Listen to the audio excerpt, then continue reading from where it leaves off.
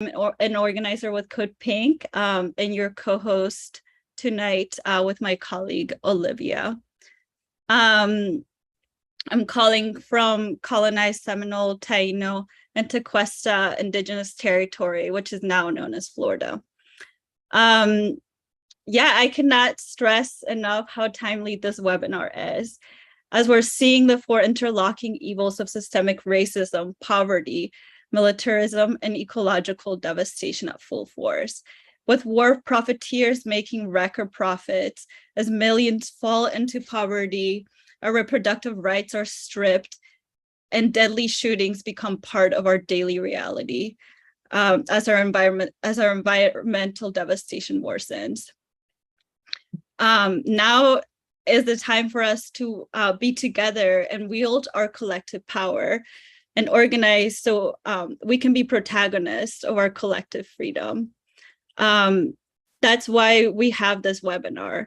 This webinar is not just a call to envision what an alternative world could look like, but also an invitation to build the anti-war movement we currently need.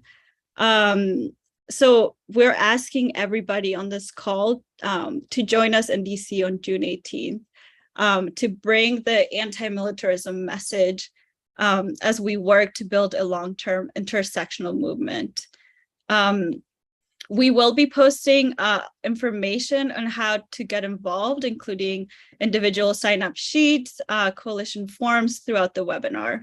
There are many ways that everybody who is joining us tonight can be involved in this movement. So I just want to give you a little bit of background about the structure of this webinar. First, we'll have the opportunity to hear from these leading activists that have overcome the fog of war and have a long history working for peace and justice. We are so incredibly honored to have such a great panel tonight.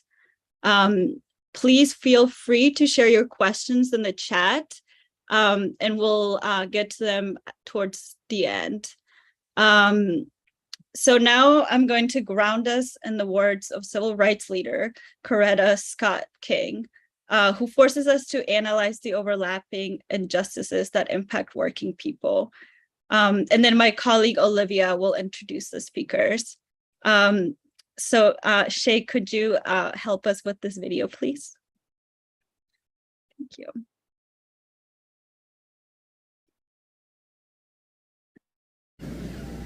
I remind you that starving a child is violence.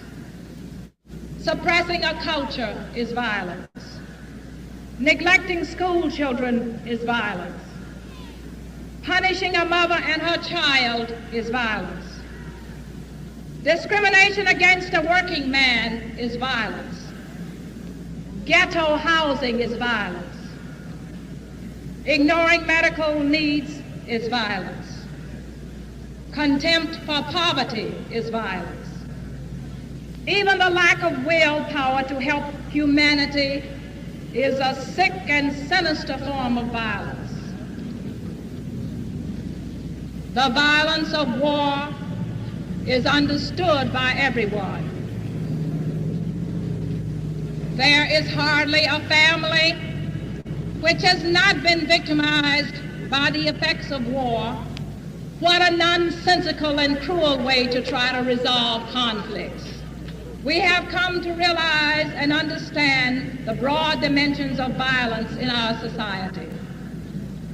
The problems of racism, poverty, and war can all be summarized with one word: violence, which seems to be fashionable in our society.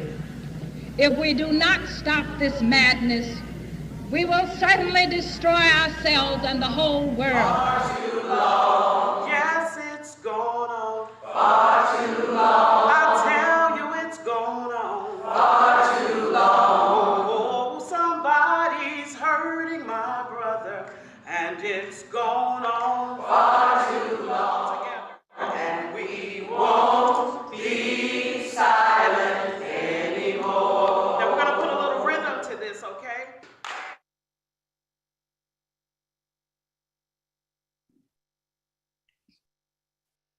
Thank you, Samantha, for starting us off strong, and thanks for everyone here. We are going to get right into it with this great group of speakers.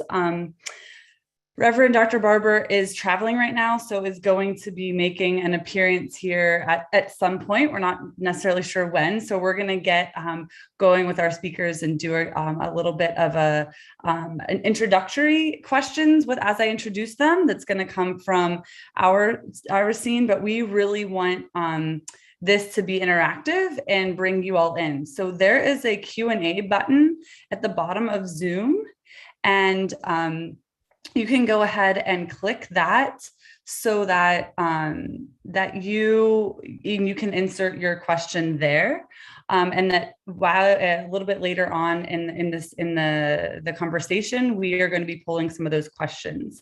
And again, we are going to be putting the link in the chat to join us on June 18th weekend. There is going to be an incredibly powerful march bringing people in across issues, and to really emphasize how intersectional the injustices of all of our issues are, and that also how intersectional justice is moving forward.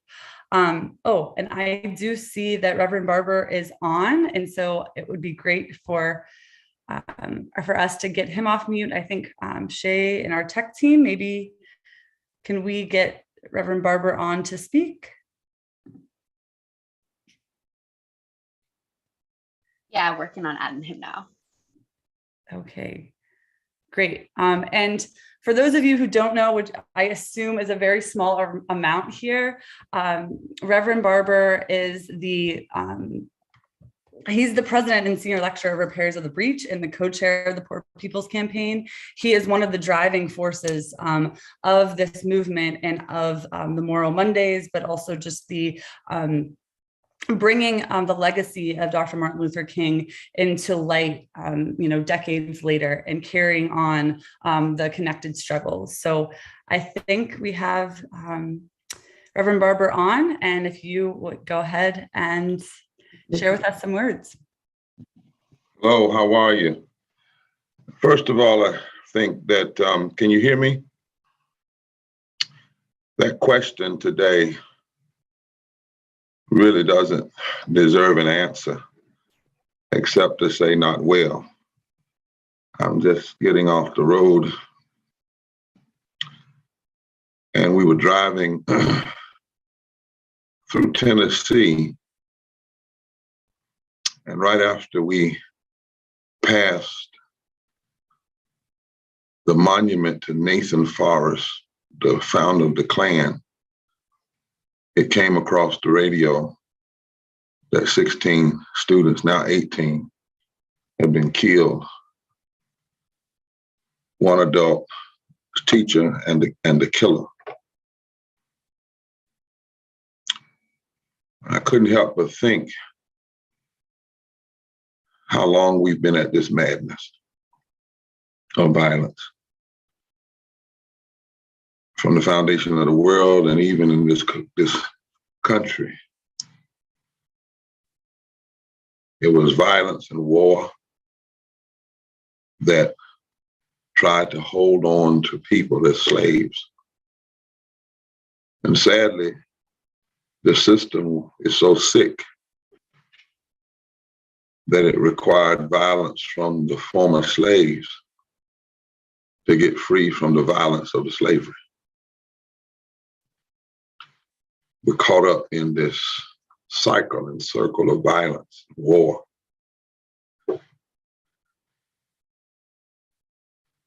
I think about the struggle that Frederick Douglass had to make. John Brown made a decision to start a war, told Frederick Douglass, but you can't do it. I need you to be free, because somebody's got to try to put this thing back together. But this violence begets so much violence. I listened to Coretta Scott King earlier on the tape. I think, if I'm not mistaken, those words were after her husband was killed, when she was talking about madness, because she knew that at the root, the same madness that would blow up people with nuclear weapons is the same madness that would shoot her husband through the neck and sever his spine and murder him for trying to be an instrument of love. And it was the same madness that was pushing and promoting the Vietnam War. And the same madness that was so mad, so crazy, so ridiculous, that she couldn't even take a breath and mourn. But before her husband's body was resting and settled in the grave, she had to be back in the street warning the nation and the world that somewhere, if we don't stop this, we all will be destroyed. So much violence. I was sharing with Jody one day that my father was in World War II. And before any of you judge me or judge him, let me share why I bring that up. My father had gone to college at Elizabeth City State University. He did not sign up for the services. He was snatched out of college and drafted. When he was drafted, because he was in college and because the services at that time were segregated, but they decided to bring up Black recruits because somebody had to cook for folk and somebody had to clean in order for the war machine to work. So they drafted him and put him in the Navy to teach Black recruits. He was in line in attention format, and a racist captain saw him, saw my father was very bright skin, straight hair, went up to him and said, "You're one of those uppity niggas." And I use that word intentionally. "You're not going to be over here teaching recruits. You're going to be emptying my bedpan and other things, degrading." Snatched my father out of line, snatched him and put him on a submarine chaser. And for a year or so, it's where he was, until a Black college president named Trigg from St. Augustine called to a white senator who at the time was a racist white senator in the South, but he happened to like this Black college president, and they were able to get my father reassigned. And my father served until the end of the war. And when they asked him to stay, he said no. And after the war, he became one of the greatest, in my book, promoters of peace. Because he knew what war could do. He knew how crazy it was. And so he had this strange reality, and he taught it to me, of having been both in the war and one who stood against war and struggled against it, even though when he knew the country would go to war. He said, somebody always has to stand up. I was on a plane a few years ago, flying out of Atlanta, and a general came up to me and said, "Are you Bishop Barber?" And I said, "Yes." He said, "I want to thank you." I said, "Why?" "Because I was just at Fort Bragg preaching against this war. Why would you thank me and you're a general?" He said, "I am a general. I joined the service because I was poor." He was white. "But don't think that all of us just enjoy war." In fact, he said, "I'm so thankful for folk like you and movements like you, because there's no telling where we would go if somebody wasn't saying, stop. This is crazy." And he shed a tear and he walked off the plane.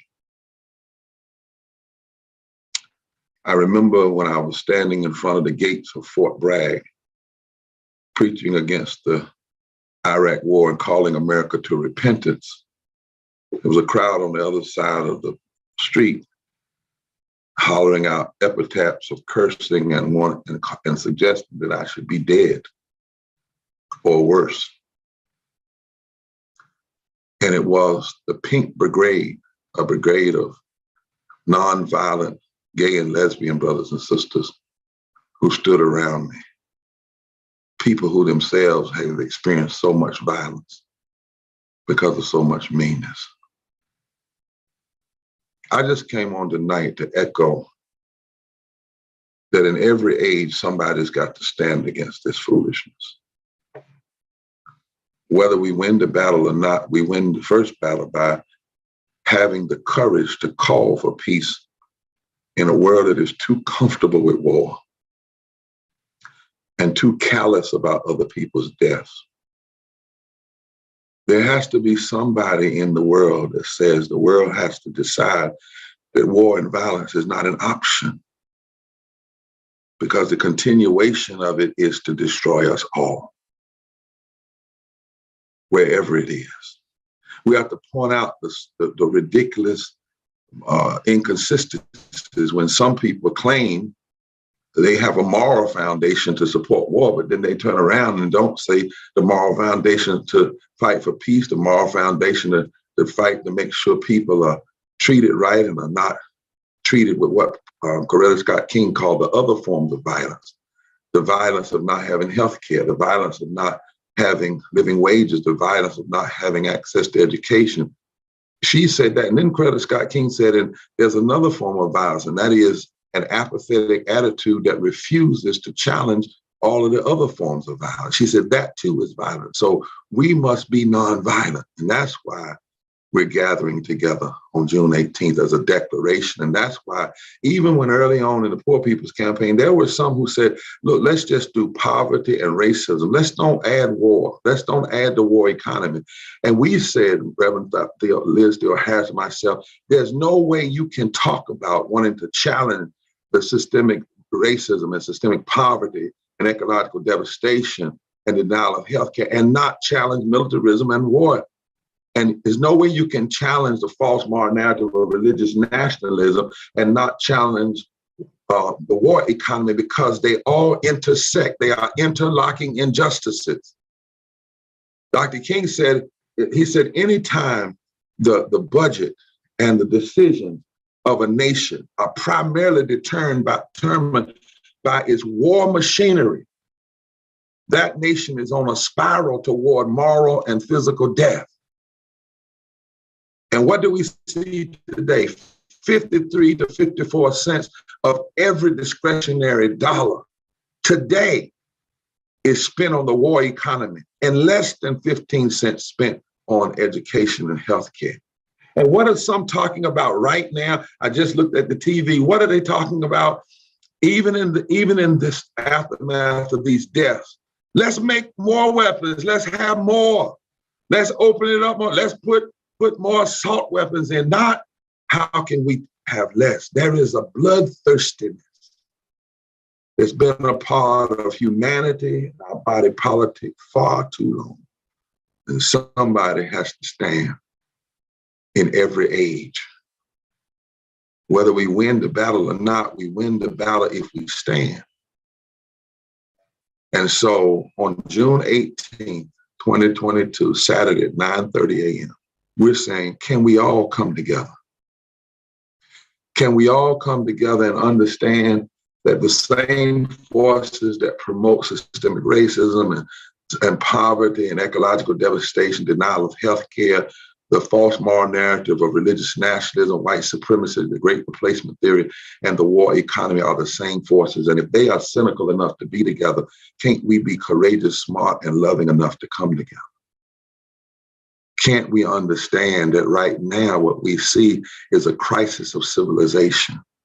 The same forces that would allow billionaires to make $2 trillion over the last 24 months, while 8 million people fell into poverty, are the same forces that would put more money in the Pentagon during COVID and allow poor people to die at a rate at 2 to 5 times higher than other people. The same forces that would watch. In Oxfam just said yesterday that, and my last word, Oxfam said that in during COVID, $1 billionaire was made every 30 hours, and every 33 hours, over 1 million more people fell into extreme poverty.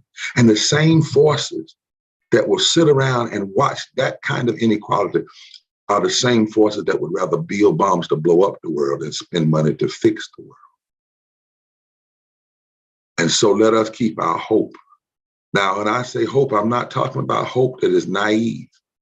I'm not talking about the kind of hope that acts like this world won't hurt you, because I just left the Lorraine Motel and I know that this world there's forces that will kill you for love. I've had numerous death threats in my short life. I'm not naive, but I'm talking about a different kind of hope. I'm a Christian, and for me, hope is the kind of hope when you see a violent world, but you refuse to challenge it with violence, even if it crucifies. Because the hope you have is the willingness to suffer non-violently, in the belief that possibly if you are willing and enough folk are willing to suffer non-violently, you can fundamentally shift. But you can't change violence with violence. It's the kind of hope that is willing to get underneath the despair, own it, and then not give into it. And understand that we are the hope of the possibilities of nonviolence. And slowing down, and if not stopping militarism, and saying to this world, don't be so crazy that you kill your own self, because that's where it's headed. If you keep on building bombs and destroying and spending more in war than in the things of love and justice. So I love you all. It's hard to talk tonight, watching these death tolls come in and watching the way so many people are responding. But the world needs you. This country needs you. And every so often, the country needs a mass gathering. Doesn't happen often. A mass gathering that can help reset the moral character of the nation. And the mass gathering that says and sings a song my daddy taught me, because he knew the ravages of war and he hated them. And riding down the back roads of Eastern North Carolina, he would teach me this song, and it would say, ain't gonna study war no more. Ain't gonna study war no more. Ain't gonna study war no more. Let us have that soul's conviction and refuse to give it up. And let us come together on June 18th as a day declaration and not a day, and commit from every day following to stand for nonviolence over violence when it comes to challenging every policy of violence that exists in this culture. God bless you all. Love to you today. I hope you're crying today. I really do. Because if we can't shed tears on days like this, then this culture has gotten a hold of us in a way that has made us too numb to be human. Let's resist that so that we can lean into the better angels of ourselves. God bless you. Thank you so much, Reverend Barber, for the profoundly moving and powerful way to continue to ground us, not in just this hour we have together, not just the time that we'll be spending together on June 18th, but what we build moving forward. And so the nature of how we're going to move forward in this call is I am going to introduce our three panelists and ask them a short introductory question. And we just had Reverend Barber, who is, at the forefront of at the national level of the Poor People's Campaign. We are so grateful to have Zilla Wesley with us. Zilla is the DC-based coordinator for the Poor People's Campaign and is a force in the DC local community, really proving that organizing and change begins at the local level. And Zilla, I'm so honored to know and work with her. She's been a longtime friend of CODEPINK and in different organizing spaces here in DC. And Zilla, as we talk about where we go from here, I would like for you to speak briefly on how we can what conversations and approaches are lacking from the anti-militarism and anti-war spaces? Well, I think real conversations on even like why people join the military, right? Because my family is very military just because of the draft in the 70s. My uncles and my father were all drafted. They even talk about how like people who are local in DC, like by MLK Library on 9th Street, they would line up buses and put everyone in the buses, and then they would also separate, black youth, white youth in two different sides, and then they would just drive off, sometimes never to be seen again. And even from war, like what happens after, right? Like, because now my uncle is slowly dying and has late stage Alzheimer's because of being sprayed by Agent Orange, from his own country, and all the cancers that he had throughout the years with that, and even how it trickled down to before my uncle really lost his memory, he was trying to even attach it to both of his children after he came back from war have had some type of like cancer polyp situations in their bodies since then. So it's like a generational trauma from war. Like that's one thing. Also, even just understanding our unhoused community and how war affects them, and how most of them are veterans, and how a few veterans scoot by, but not all are able to make it. Just like have these hard conversations, because some of these conversations, veterans, try to commit suicide on a higher level, like the mental health toll, because morality, no one wants to kill anybody. Like, because we had a Poor People's Campaign meeting a while ago, and like one guy was like, after he shot somebody, he looked in his hands and looked at his hands, and they were basically the same hands of like a farmer working hard just to make it, And I say that in the sense of like, it's one time to have uncomfortable conversations about war and all the aspects of it, and the not necessarily nuance, but like we're doing this to get out of poverty, because the reality is we are just living just to live and to survive and not thrive. And we can imagine this world, and that's why June 18th is so important as a moral declaration, to really say like, I can imagine to be anything I want to be. Like, I don't want to have to be a murderer or a soldier, or however you want to, because I know there's different views on the military, to do that. Because I say that to say is that we need to talk about the surplus of materials that end up coming into our communities, right? Like DC's always a good example of it, because when something happens, tanks go rolling down the street, helicopters are everywhere, and all of this is leftover surplus from the military budget. And even like how the military tries to get into everything and just shows some of these companies that made billions and billions of dollars and still are like everywhere. In elementary schools, like Boeing has a like elementary school program to teach people how to do aviation, but we don't talk about the other side of Boeing, right? So I just say that to say it's like time to have real true conversations and really do like go on our website. We have like our Jubilee budget and our other moral documents that really show like if we put the money there and invest in our community, then like what can happen, And we have seen that if we can call for it, it can happen. Like we saw how, it's a little off subject, but like Build Back Better and really investing in our money, in our communities have really uplifted people, because child welfare, oh God, why am I having a brain fart? tax credit has really shown, like it got like over 20 million children out of poverty, right? And to take that back from them and then put that money into war says something.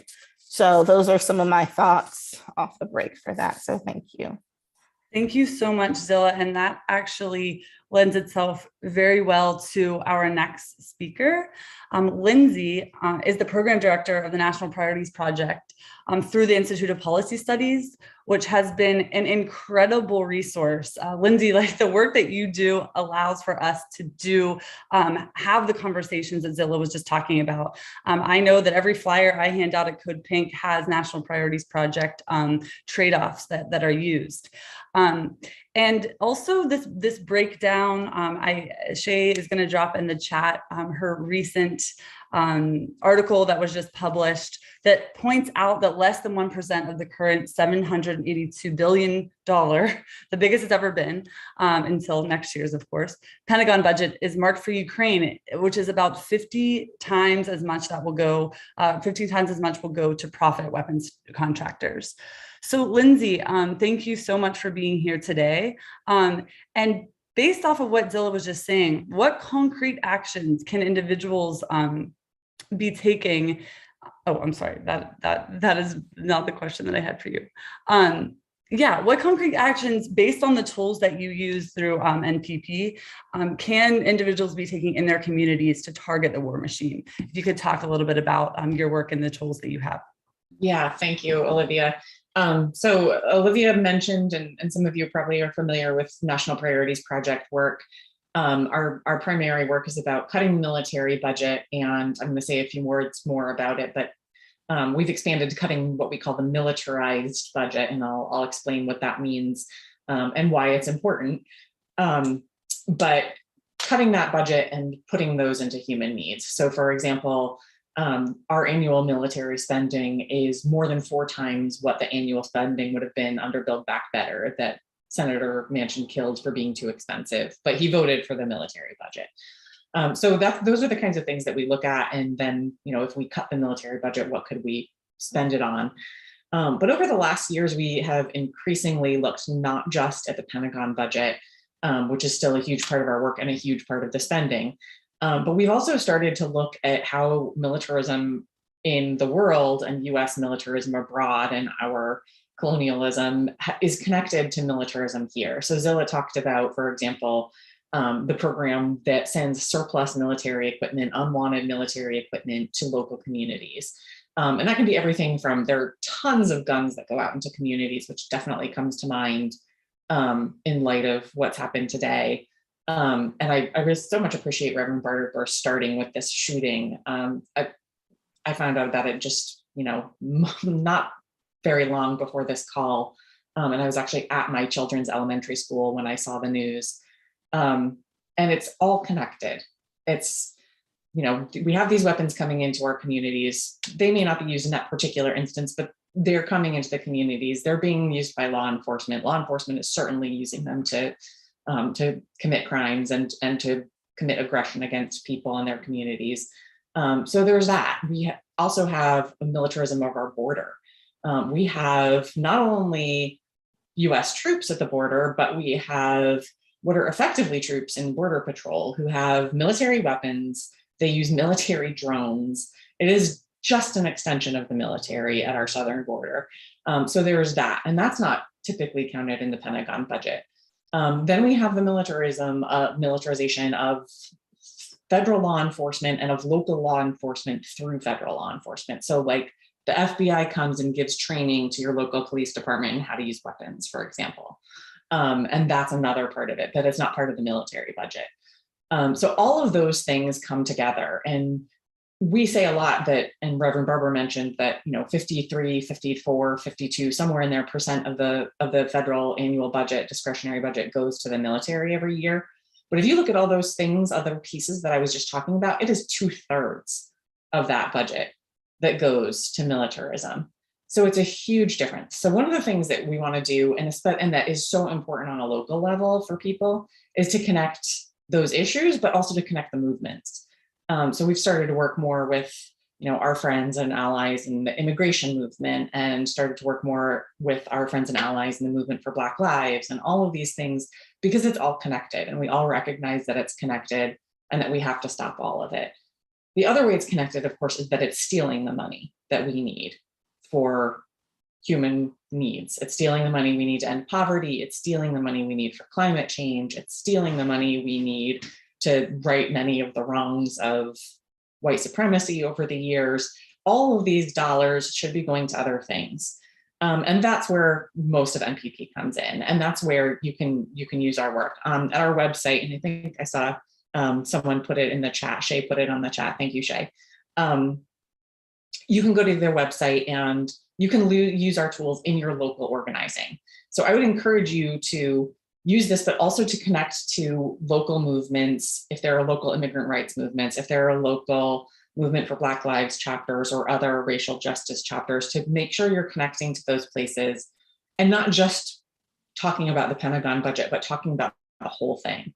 And you can use the website, our website, to see, for example, if you cut the ICE budget, the immigration deportation budget, what could you buy in your own community? Not just for the whole country, but you can choose your town.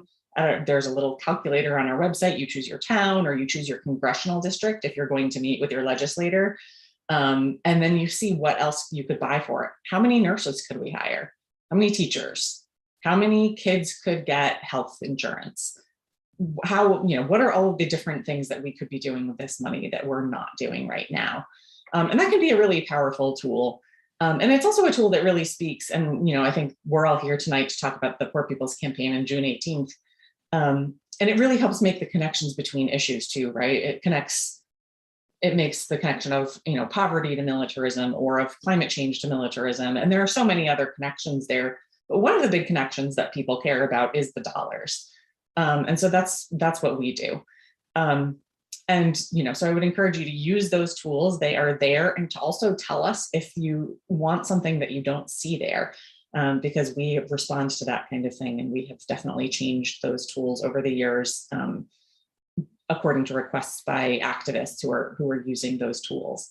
But I think the thing is how you use them, right? It's really making these connections, because we're in a tough moment right now. We've got war in Ukraine. We've got Pentagon spending that's going through the roof. We've got mass shootings that never seem to end. We've got, all of these things, an immigration policy that did not take the turn a lot of us were hoping for when we got a new president and a new Congress. So all of those things, I would just encourage you to get involved in those other movements, because we need to tie it all together the way the Poor People's Campaign does.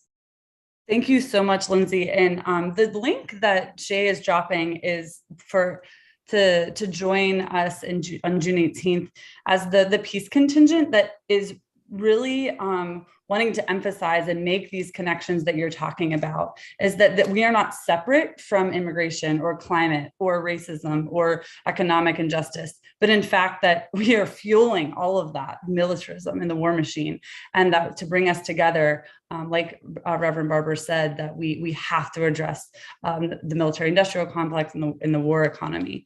And I really loved how Lindsay and Zilla both talked about the local, and our last panel is a veteran. Ramón Mejía is from Dallas, Texas, and he is a veteran after the age of 18 in order to support his family, enlist in the Marine Corps, and in 2003 participated in the initial invasion of Iraq. Over the past 10 years, though, as a member of About Face, the Veterans Against the War, he's also a national anti-militarism organizer with Global Grassroots Justice Alliance. And Ramón, I would love for you to talk a little bit about how we can frame the goals of the anti-war movement to center intersectionality, because I know that you have a feminist foreign policy approach that GJJA does, centering the intersectionality and interlocking injustices, especially from the global to the local, as we address things like perpetual endless war and the climate crisis. So welcome, and then if you could speak on that, I know it's a very large question. Yeah, I think when it comes to answering kind of like what are the goals of the anti-war movement and kind of centering intersectionality, I think what we really need to do is learn how to talk to people and how to resonate and see what resonates with people. I think that one of the most difficult things to do is to actually engage community members on a one-to-one basis, to actually have these deep conversations that and where we're struggling to not only grow consciousness, but then in turn develop, like, identify the role for each of us in this movement, right? Because my role as an anti-war veteran that's organizing grassroots organizations throughout the country looks very different to what my role is, to what the role of my dad, who is a retired mattress warehouse employee, right? So I think that in wanting to grow the consciousness of everyday people, right? Because I think a lot of people always ask this question, like, where is the anti-war movement? And I think that the anti-war movement is each of us, right? Reverend Barber was talking about hope, and I think that for a lot of people, hope has become a hallucination, right? It's like a hallucination that's not possible, but it is possible, right? Hope with the experience of the anti-war movement during the Vietnam War, the role of the anti-war movement at the onset of the Iraq War and into the global war on terror. These are all like learned lessons that we need to come to terms with and we need to study. I'll say it plainly, like, our quality of life from housing, healthcare, education, having a good paying, clean, green job, we'll see no significant change if we don't come to terms with the reality that having an annual military budget of over $800 billion and over 790 military bases is not only sustainable, but as at odds with what we're trying to work with, right? So it's about coming to terms with this reality and pushing back against it, right? Too often times people place veterans on a pedestal and thus are kind of they hold back from criticizing. I don't think so. Criticize us, right? Me as an Iraq veteran deserves to have criticism for my role in participating in a horrible crime that destroyed countless of lives, not only in Iraq but within the United States as well. But is that criticism and the urgency that I bring to this movement in order to try and to not only right the wrongs that we've committed as a people, as a community, as a nation, but also to be able to build with our community members, right? And I know I don't want to go too long-winded, but kind of to it's interesting to have Lindsay on here with me, because when I became on staff as a national organizer with Grassroots Global Justice Alliance, right, I was given this task as being an anti-militarism, anti-war veteran, to be able to deepen the consciousness of our members who come from a cross sector of fights: housing justice, environmental justice, immigrant rights, anti-police brutality, right? And my role was to be able to deepen the consciousness of the intersection between the extractive economy and through militarism, and the Priorities Project, the National Priorities Project, the No Warming, No War primer was actually something that I hold to this day. That's the first thing that I read when I came on this position, and it's something that I continue to refer to. So National Priorities Project is definitely a resource that provides a lot of information and a lot of tools to be able to continue to kind of deepen with one another, right? And so over the last 2 years, that's how I've been approaching each of our members, is that they each have, we're in an alliance of over 60 member grassroots organizations around the country. Their programming looks very different from an anti-war and anti-militarism organization. They have a base that they're needing to support and to do goals that they need to met. So it's about trying to weave our movements and identify space and ways that we can kind of continue to build together. And I can talk a little bit more about like the climate change and the climate movement and the connection to anti-militarism. But I can hold that off. But that's something that we saw recently that got not only a lot of momentum, but just with the growth around climate consciousness, that was a good intersection to be able to bring these two movements of anti-militarism, anti-war, and the climate justice movement that oftentimes tends to stray away from criticizing the military. Check. Thank you. Thank you to everyone for those initial questions. And if anyone wants to build off of what other folks said when we open up this next one, please go ahead. We want this to be conversational and again, interactive with the audience. And they've been sending in some questions. But one that has come through is how do we overcome the current political and media narrative of US exceptionalism and the war economy as an inevitable aspect of our reality? So whoever would like to start, and again, you can build off of what you said prior or what others said as well. Can I start real quick, if that's okay? Because one of something what Lindsay said, it's like echoing in my mind of like, they're taking money like from us, right? And like that just like my little mind just blew because it's so true.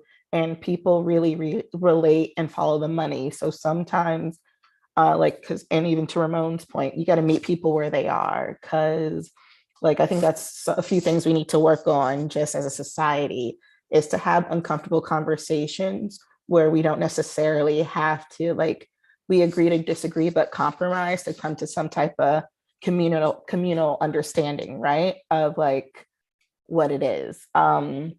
Because if not, we will never hear each other because sometimes we're saying the same thing, but we're just so passionate about it that we forget to really understand the human cost. And like, I joined the military for X, Y, and Z. Like, I didn't join the military to like, just go kill people, And so, so that's one thing. When you said that really thought to me is just like, we really need to just like even just show people like, and that's also goes with like one thing about the campaign is like, let's change the narrator of some of these things, right? Because a lot of the books that we study are from people who are pro-military. Because I just finished school in 2022, and like a lot of the people that we like read and research are very like pro-war, pro this, pro the golden age of war when the US was like whatever, and so like changing some of the books we read, all of that. So that's some of my thoughts on that.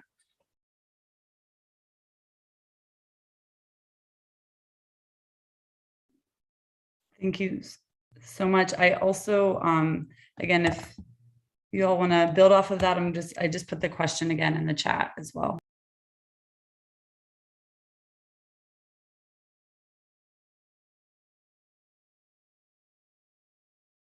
And also about the media stuff, we need some like true media, right? And I say that in the sense of like, a lot of the media that's out there now is very like partisan or liberal, conservative, but we just need some like facts, sometimes of like really what it is, what it isn't, how much money is really being spent here, how much, like what can that money do here?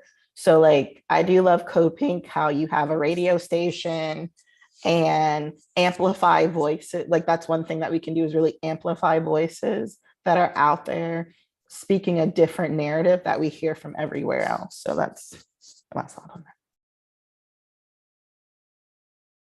Yeah, I love that. So I'm thinking about the exceptionalism part of this, and one thing I want to say, just for like a little dose of hope, is that we have polling, and we know that younger people in this country are not sold on US exceptionalism in the way that older people are. And so there's hope for the future. We got to get those young people though, and we got to get them involved and keep them with us. I love Zilla talking about meeting people, and Ramon talking about meeting people where they're at and listening some. I think right now with Ukraine, it is an especially difficult moment because I know people who are generally anti-militarist, but this is an exception for them, right? We all know those people. And I think it's important not to just shut it down right away. Like maybe you tell them what you think about it, but don't shut it down. because we're going to lose a lot of people that way. So I think that's one thing, sort of on an interpersonal level, is making connections and realizing when people agree with you, and asking ourselves why there aren't more young people here, maybe. And where are they? What are they doing instead of this? Should we be where they are? Is that like, how can we make this work? Because I don't think there's ever been meaningful social change without young people. So I think there's that. And then the media is a huge problem. I think one thing is that there's a little moment right now where people still remember how badly the media messed up on Iraq. And I wanted to use a stronger word than messed up, but I will say that, people still remember that, including people in the media remember that. And so there's a moment right now to say, hey, don't do that. Remember that, don't do that again. And to try to hold them to account, and where they're a little bit more cognizant of it. They're a little more aware. And I think one example of that actually is the New York Times has been doing a bunch of stuff on drone killings as part of the war on terror. And I think that is something that may come out of that sort of sense of like, oh, we messed up. And so I think encouraging more of that, using that, and calling them on it when they go back to the old way of doing things. Lindsay, I have a quick follow-up on that, just because you had mentioned this, and this question came through from Medea in the chat of, saying not shutting people down directly, but and the questions here with the war specific to Ukraine, how do you talk to people who say we should give weapons to give people of Ukraine a chance to defend themselves and their sovereignty? Yeah, so, I think you just tell them the same thing, really. I think you tell them what you think. I don't think there's a special message. And part of that is because I think there are a lot of people who are not going to be persuaded. And, I think, Bishop Barber talked about, hope doesn't mean that we're naive, right? So we have to be able to say the right things. And Medea, I don't know, I would love to hear what your response is to this sometime, but we have to be able to say the things that we believe and then not persuade people. And I think that is just, unfortunately, that is a lot of what's going to happen with Ukraine.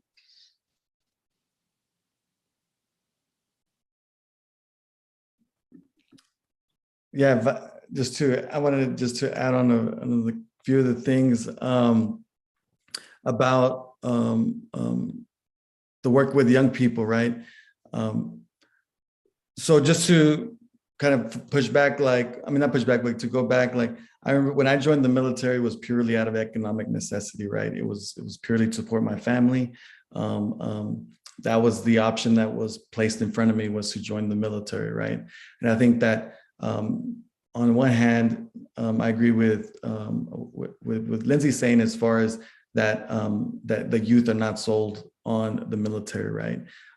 It's the absence of knowing that's what's hurting us, in the sense of before the Iraq War, I didn't know about wars and the military industrial complex, and kind of that impact that my choices on wanting to provide for my family was at the expense of Iraqis, of Afghans, of people that are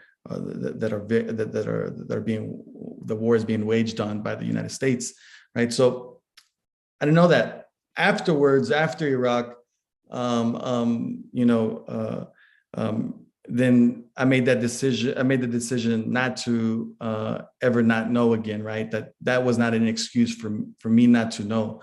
And I think that is because of the way, education, school, or then the system, the government, everything, right, is trying to put as many barriers from deciding your own fate and our own fate as a community, that that we have to continue to support and broaden the movements that are already out there that are doing this work, right? So for, I think about when they're talking about youth, the work that the amazing work that organizations like the Centers is doing, that is going to college campuses throughout the country, that are providing workshops around strategy, creative resistance, tactics, practicing how to carry campaigns and tactics. And I think that those are some of the making sure that we're supporting the efforts that people are already engaged in communities and throughout. and also just connecting it back to, I think, the history, right? I think, we have so many powerful stories from all our communities, right? And also through history. Reverend Dr. Martin Luther King Jr., right? When he talked about the bombs in Vietnam and how they explode at home, they also destroy like the hopes and the possibilities for creating a better world. That's during the Vietnam War, during the Iraq War. A lot of what the organization I'm a part of about Facebook, back then it was called Iraq Veterans Against the War. They carried that legacy and kind of pushing that every bomb that was dropped on Iraq was exploding along the Gulf Coast as it related to the Hurricane Katrina and the lack of resources and support that communities along the Gulf Coast, and especially in Louisiana, and how they were left to fend for themselves while billions and billions of dollars were being spent to wage war. That's happening today, in the sense that we're spending hundreds of billions of dollars to continue waging war, and the military is not going to be the solution. So it's important that not only do we engage community members, but we also engage people that engage our politicians, right? They're politicians that claim to be progressive and claim to be anti-war, but yet still continue to vote for and support an ever-increasing military budget. So I think it comes back to trying to meet people where they are, but there's also to staying firm on our principles and our values of trying to create a better world than the one we exist, and echoing or continuing to become accessories to crimes that are being committed, or it's something that we have to continue to push back on. Check out, I'll stop right there. Thank you all. And there's been so many questions that have come through the chat, but as always, the hour went very, very quickly. I want to give everyone an opportunity to say something before we move into our closing. And as this is, even despite, the word hope is active as a discipline, we've been hearing that a lot. But what is something that you all want to get out of the Poor People's Campaign, and I'm sorry, the Poor People's March, the assembly, thousands of people we hope and will be there? And what do you want to see as like a takeaway from that day that is related to the anti-war movement?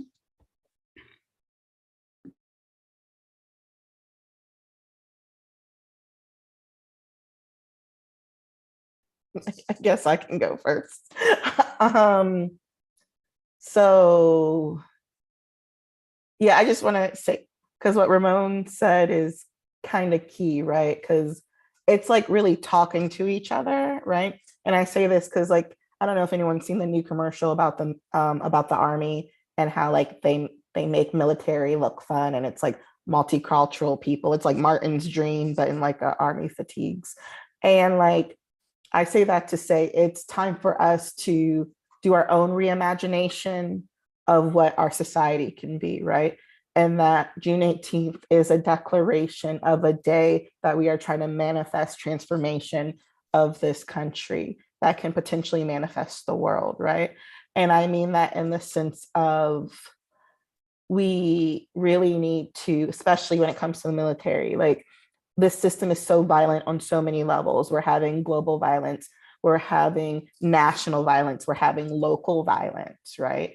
And we need to like really stand up and say this violence is like no more. We can't do this, because like we can't continue to be numb to the fact of all of this, And I know, because as we're doing this, the helicopters are flying by my house right now, So I say that to say is that I just want to call everyone there to really just say, like, we're here.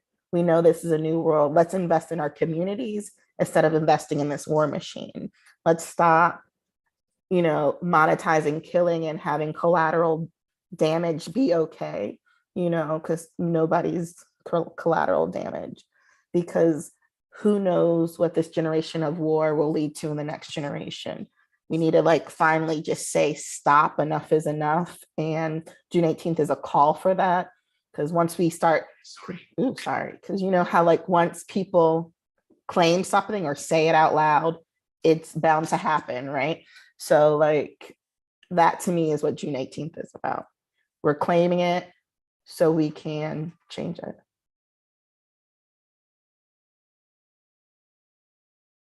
Yeah, so two things. One is I think a lot of people will, and I hope that people will come away with a lot of learning. I mean, one thing I know is that the Poor People's Campaign pulls in a lot of different people from a lot of different places.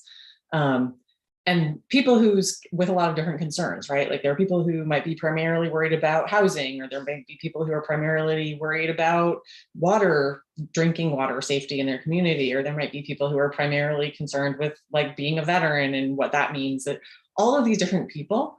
And I think that June 18th will be a chance for all those people to hear the message that these are interlocking injustices. We have to solve them all, and for that to really sink in for people.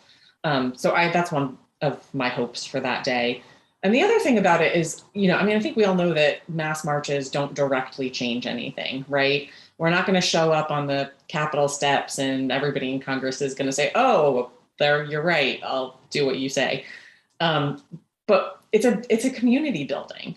And that is something that the Poor People's Campaign, if anybody listening to this call hasn't been to a Poor People's Campaign event, you have to come, because this is what the Poor People's Campaign is the best at. It's making people feel the hope. It's making people feel tied and accountable and responsible to each other in a way that makes it so that when you're down and when you're losing and when things are not going the way that we want them to, you still stay in it because you're in it with the other people. And I think that's what gives movements lasting power a lot of the time. There is dedication to the cause, but there's also dedication to your other people that you're working with and that you're striving and struggling with. And so I think that's another reason to come. And also for the music, like you got to come for the music. Poor People's Campaign has the best singing, best music, hands down. Yeah, I think the mobilizing and coming together is definitely like a community building space, an opportunity to be able to build with movements and sectors from across different spaces, to be able to kind of one, get to know each other, but then also to learn about not only about the topics that each organization or each effort is kind of pushing forward, how they're all intersected, and kind of seeing ultimately what role folks have.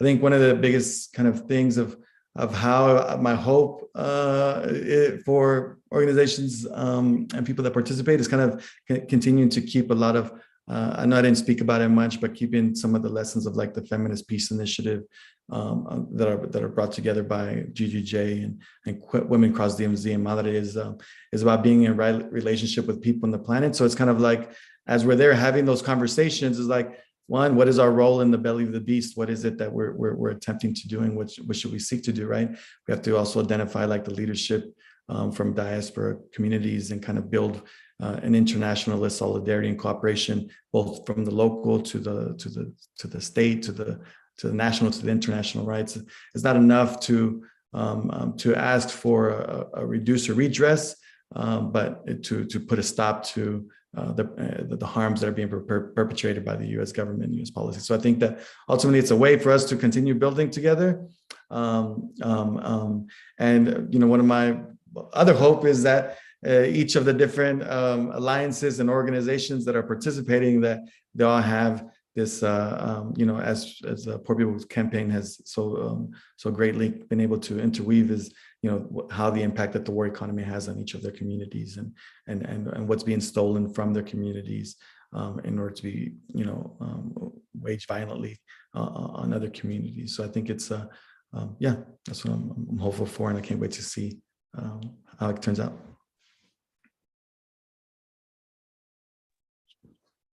All right. Thank you so much for everybody who stayed with us throughout this whole webinar. Thank you so much to the speakers for your wisdom, for your courage to speak out against war, especially during this time.